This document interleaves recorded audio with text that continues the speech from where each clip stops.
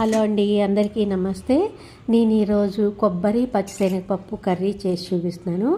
పచ్చిశనగపప్పుని 2 గంటలు నానబెట్టుకుని ఒక విజిల్ రానిచ్చుకోవాలి కుక్కర్లోని. నేను స్టవ్ మీద ఒక కడాయి పెట్టి కొద్దిగా నెయ్యి అలాగే కొద్దిగా ఆయిల్ వేస్తున్నాను. వేసి దీంట్లో తాలింపు వేసుకోవాలి. ఆవాలు, జీలకర్ర, అలాగే మినప్పప్పు, మెంతి పొడి, ఇంగువ వేసుకోవాలి.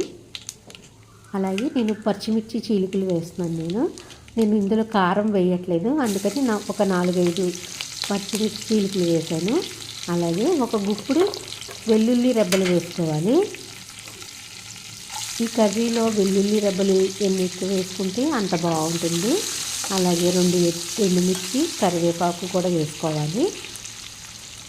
కరివేపాకు వేసుకుని వేయించుకున్న తర్వాత మనం ఉడికించుకున్న పచ్చిశనగపప్పు వేసుకోవాలి. ఒక విజిలే రానివ్వాలి, ఎక్కువ వద్దు, మళ్ళీ మెత్తగా పేస్ట్ లాగా అయిపోతుంది. ఒక విజిల్ వస్తే సరిపోతుంది. అలాగే కొబ్బరి తురుము కూడా వేసేస్తున్నాను. నేను 1 కప్పు కొబ్బరి తురుము వేస్తున్నాను. నేను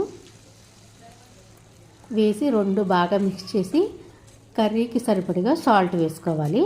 అలాగే కొద్దిగా పసుపు కూడా వేసుకోవాలి. నేను కారం వేయట్లేదు.